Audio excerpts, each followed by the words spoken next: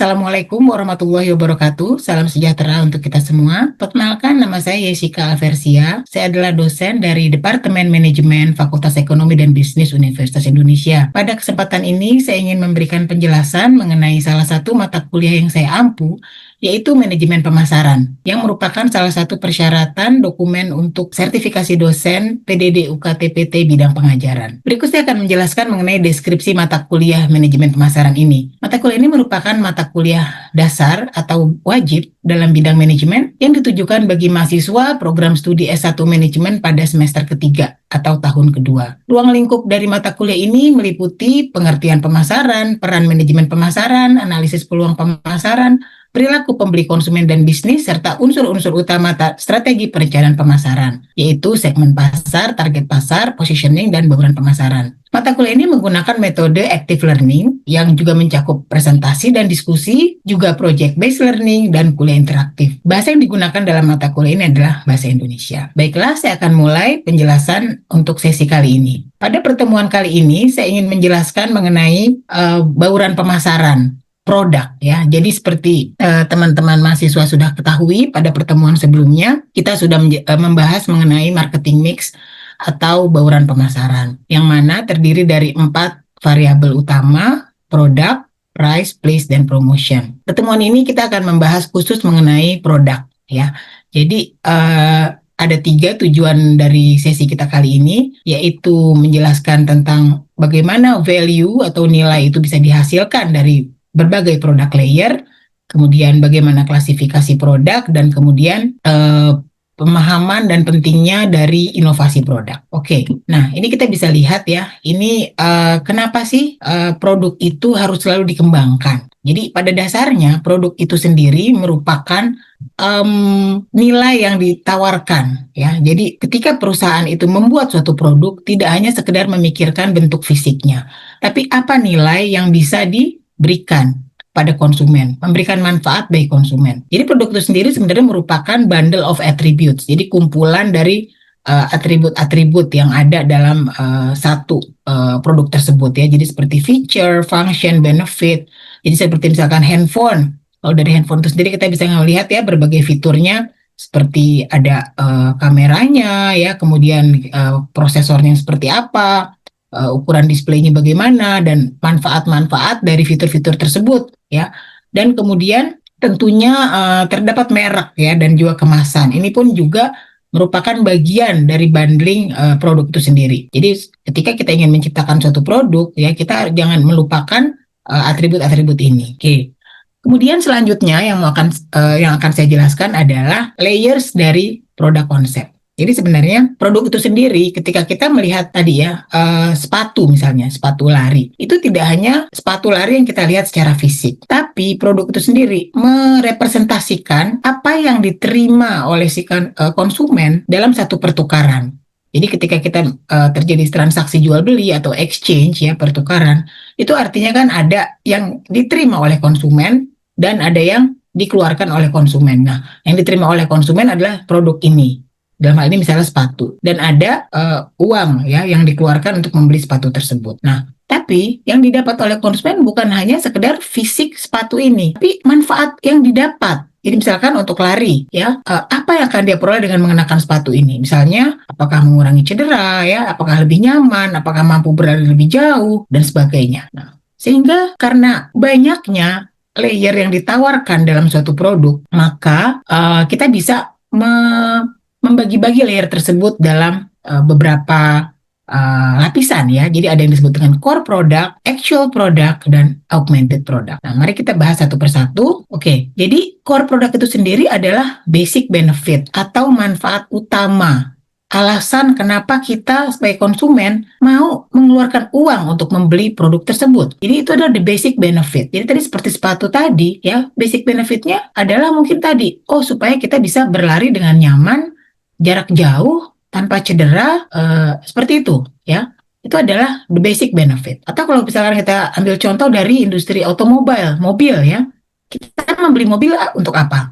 Ya, macam-macam basic benefitnya, ya. Yang terutama mungkin untuk transportasi ya, untuk memindahkan kita dari satu tempat ke tempat yang lain. Atau ada juga orang yang mungkin membutuhkan otomobil atau mobil ini untuk membawa barang, ya, seperti misalnya mobil box, mobil truk. Nah, ada pula mobil yang menawarkan excitement, ya, seperti misalkan yang mobil-mobil untuk apa namanya berpetualang ya, yang sifatnya apa bisa dikatakan ya mobil atau juga mobil balap misalnya seperti itu.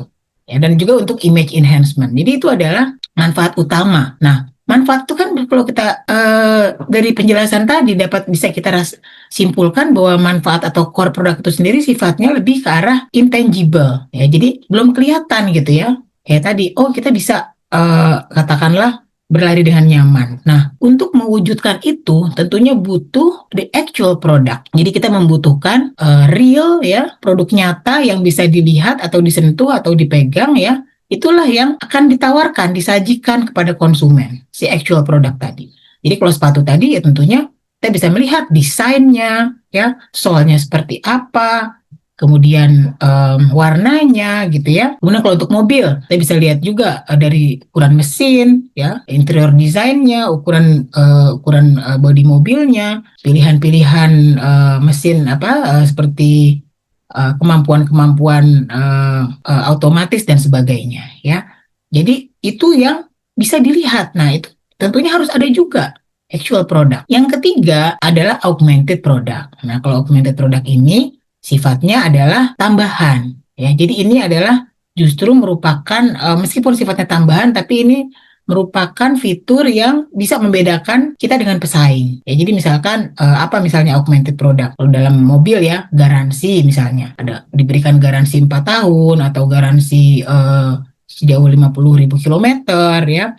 Kemudian juga ada repair atau maintenance service after sales atau misalkan installation ya, memasangkan pemasangan katakanlah untuk jok atau macam-macam lah. Jadi ini adalah tambahan sebenarnya. Artinya apa? Tanpa augmented product, actual produknya sendiri sudah bisa kita konsumsi, sudah bisa memberikan core produk tadi ya. Tapi ini untuk memberikan sesuatu yang lebih, memberikan value yang lebih tadi. Jadi mungkin seperti karena persaingan sekarang kan semakin ketat ya, semakin banyak produsen mobil, merek-merek mobil, sehingga perusahaan menjadikan augmented produk ini cara untuk bersaing ya. Ini mungkin kita pernah memilih ya suatu produk karena oh ini masa garansinya lebih lama 2 tahun atau misalkan after sale service-nya lebih mudah dijangkau ya, atau mungkin ada fasilitas delivery dan sebagainya. Ya, jadi ketiga hal inilah yang disebut layers of the product. Dan ketiga inilah yang ditawarkan oleh konsumen, yang diberikan ya, yang di-create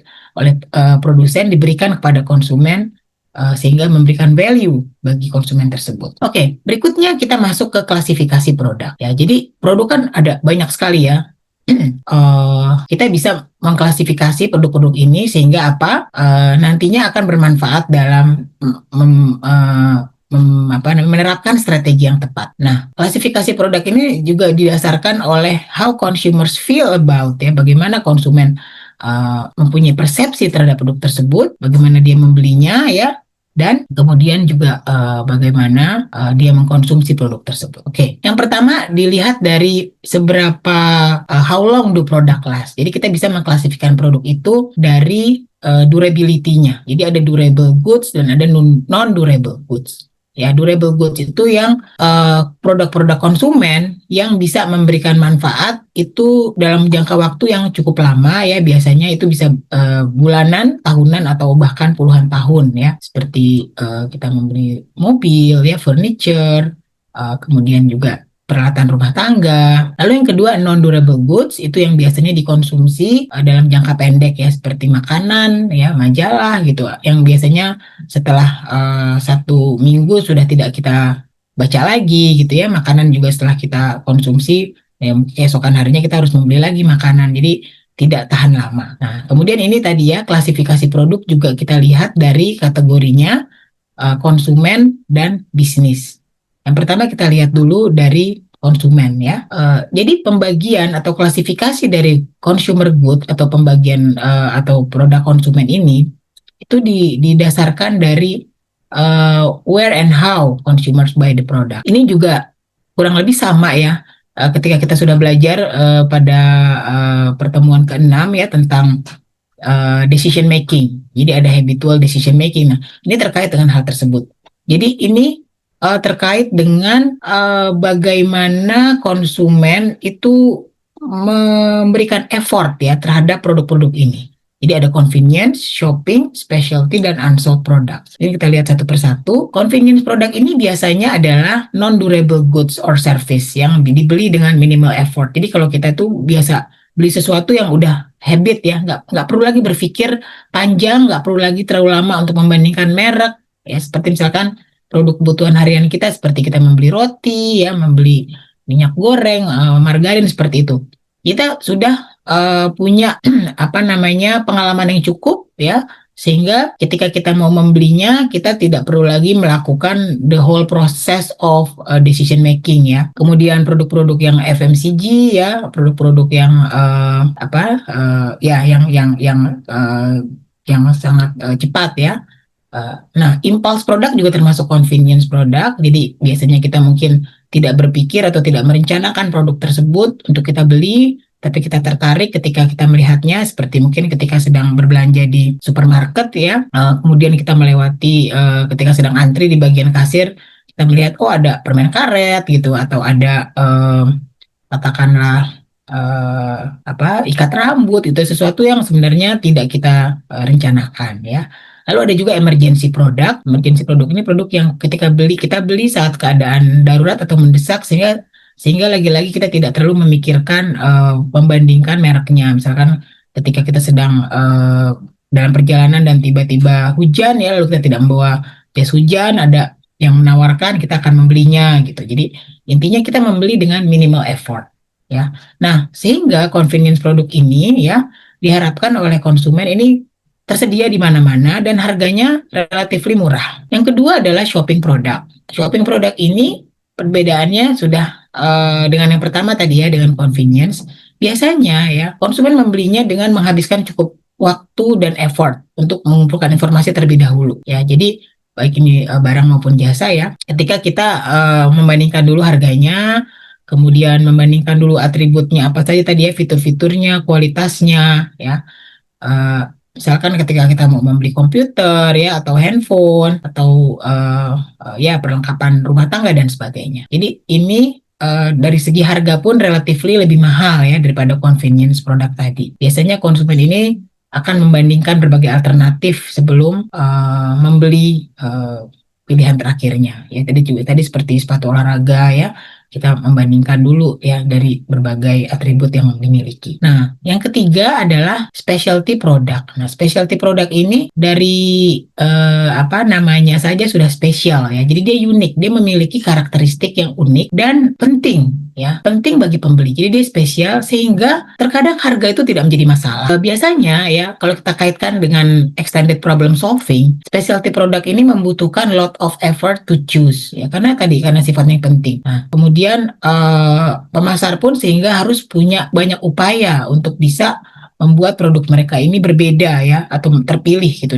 dibandingkan dengan produk yang lain. Nah, tapi bagusnya adalah konsumen pada produk ini ya biasanya loyal terhadap merek tertentu jika mereka sudah puas ya dengan produk yang sudah pernah mereka coba sebelumnya dengan merek tersebut. Jadi penting nih di specialty produk ini ya. Karena begitu mereka loyal, mereka akan cenderung setia ya. Nah, misalkan contohnya sepeda di sini. Jadi sepeda ini kalau buat konsumen pada umumnya mungkin masuknya tadi ya ke shopping goods atau shopping product. Tapi buat orang yang sangat menyukai sepeda, hobi bersepeda, mereka tidak hanya mencari fungsinya saja ya, tapi lebih tadi ada emotional benefitnya juga. Nah, ketika mereka sudah menyukai suatu menjadikan sepeda ini sebagai hobinya, maka mereka juga tidak segan-segan mengeluarkan uang yang banyak itu untuk membayar lebih. Dan ketika sudah puas dengan satu merek tertentu, maka untuk pembelian selanjutnya ya akan terus membeli dari merek yang sama. Oke. Kemudian yang keempat adalah unsold product. Nah, ini agak jarang. Jadi sebenarnya ini adalah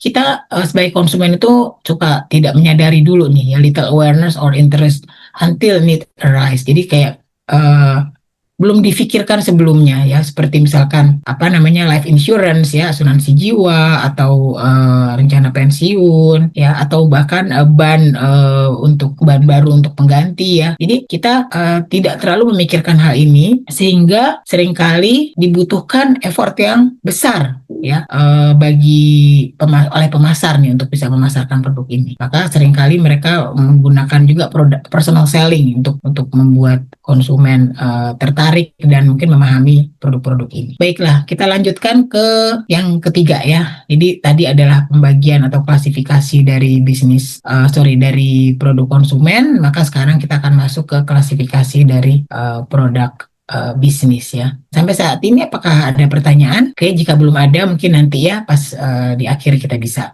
lanjutkan dengan pertanyaan. Nah, sekarang kita masuk ke bagian klasifikasi pada produk bisnis. Biasanya gitu ya, marketer itu mengklasifikasikan produk bisnis ini berdasarkan bagaimana perusahaan menggunakan produk tersebut. Ini dapat digunakan ya, knowledge of customer product ini bisa membuat marketer untuk memperbaiki produk desain dan juga mendesain marketing mix yang sesuai. Kita lihat satu persatu apa saja. Yang pertama adalah equipment ya. Jadi equipment itu biasanya juga disebut installation ya. Itu digunakan dalam daily operation. Jadi seperti misalkan dalam pabrik pembuatan tas, maka itu ada mesin-mesinnya ya, yang bisa digunakan. Jadi itu dibutuhkan untuk memproduksi barang utama. Lalu ada juga yang disebut MRO ya, maintenance, repair and operating. Ini adalah bagian ya. Jadi barang-barang yang digunakan atau dibutuhkan dalam operasional sehari-hari dan dikonsumsi cukup cepat. Jadi misalkan tadi untuk mengoperasikan mesin ada oli gitu ya, ada perlengkapan yang harus spare part gitu ya, yang harus ditambahkan ya, seperti tinta gitu ya pada printer dan sebagainya. Nah, kemudian yang ketiga adalah raw material. Raw material ini adalah bahan mentah yang digunakan ya untuk memproduksi barang akhirnya tadi. Ya, jadi tadi kalau misalkan kita membuat tas, maka raw materialnya mungkin ada kulit gitu ya, atau ada kayu dan sebagainya. Jadi itu akan digunakan sebagai bahan baku yang ada di barang jadinya nanti. Nah, yang selanjutnya adalah proses material. Ini biasanya digunakan oleh perusahaan ketika mereka mau mengubah, jadi misalkan kulitnya harus diubah dulu agar bisa menjadi lebih lembut misalnya, maka ada material-material bahan-bahan kimia khusus ya yang digunakan gitu, atau pewarna seperti itu. Lalu ada juga special service. Kalau ini adalah jasa yang dibutuhkan oleh perusahaan tapi tidak menjadi bagian akhir dari produk. Ya, jadi misalkan kita butuh jasa IT gitu ya, atau mungkin juga jasa akuntansi seperti itu yang kita butuhkan bagi perusahaan kita. Dan yang terakhir adalah komponen part. Jadi kalau komponen part ini adalah bagian ya, barang, biasanya ini sudah merupakan barang jadi juga yang kita butuhkan untuk memfinalisasikan barang akhir kita.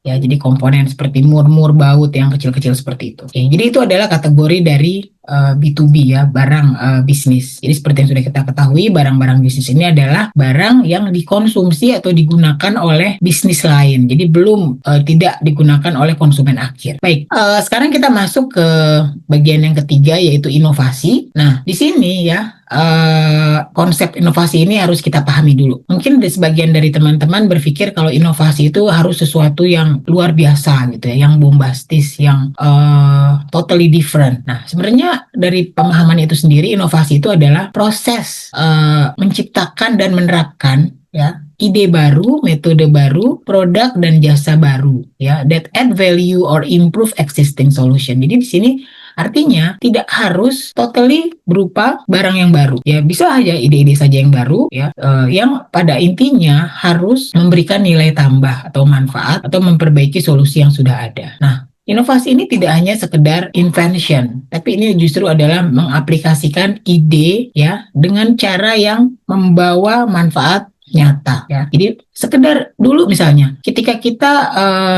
katakanlah belum ada yang namanya delivery service ya ketika kita mau membeli barang. Nah, jadi bukan barangnya yang baru ya, tapi di sini ada ide baru. Jadi bagaimana ketika kita bisa membeli barang dan kemudian barangnya diantarkan kepada kita. Atau ada juga inovasi seperti misalnya jasa cuci mobil gitu ya, bisa datang ke rumah untuk mencucikan mobil. Jadi itu solve the problem ya, improving efficiency, dan ada marketnya yang membutuhkan itu ya.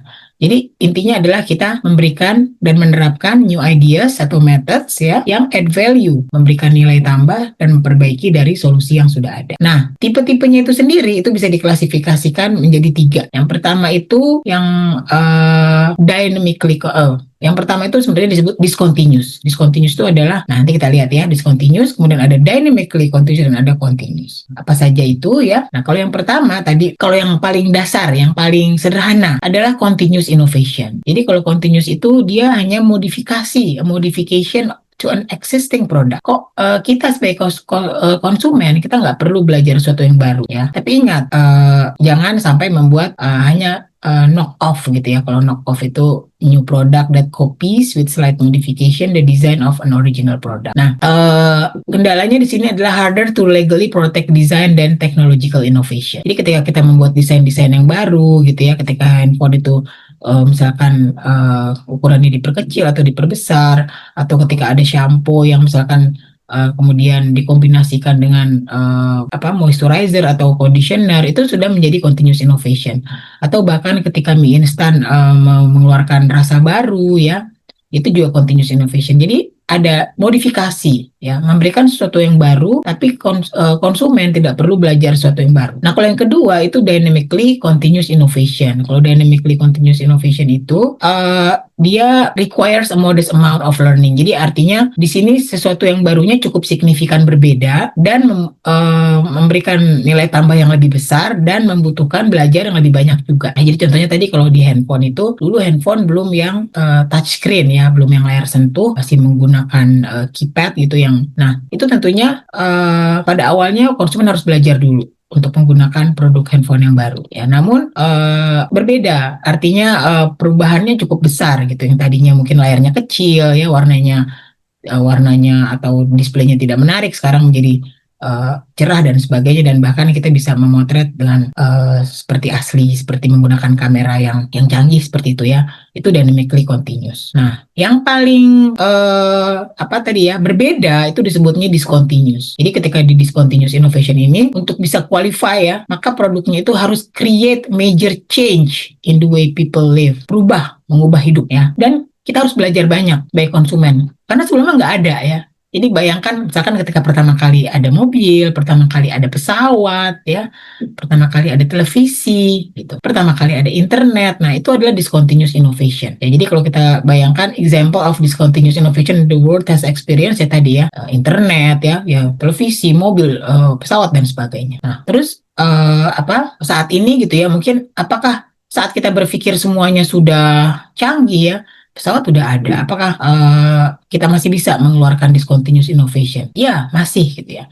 Karena tadi, jadi misalkan aja, contohnya aja seperti media Zoom ini ya, media online video ya, interaction ini memungkinkan kita bisa berinteraksi, bisa melakukan proses belajar mengajar secara jarak jauh ya. Itu mengubah kan the way people live. Jadi intinya adalah jika kita ya berubah ya cara hidupnya dan memberikan dampak yang juga besar ya, itu bisa dikategorikan discontinuous innovation. Saya rasa sudah cukup ya untuk pembahasan kita pada hari ini.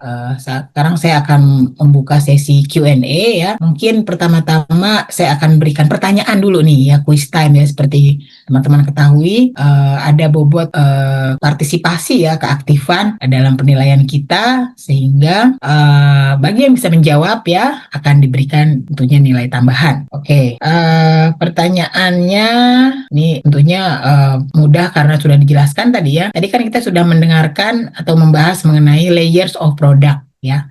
Jadi ada core product, ada actual, ada augmented product. Nah, sekarang coba siapa yang bisa menjawab kalau misalkan kita ambil produknya adalah hotel ya. Coba apa saja ya lapisan produk atau the layer of product pada suatu hotel? Apakah core produknya apa, actual produknya apa, dan augmented produknya apa. Silakan, yang mau menjawab? Saya coba jawab ya, Bu. Oh ya, silakan Anda bisa menyalakan kameranya. Ya, kalau hotel ya, core product itu kan tadi manfaat atau nilai dasar yang dicari konsumen ketika membeli produk.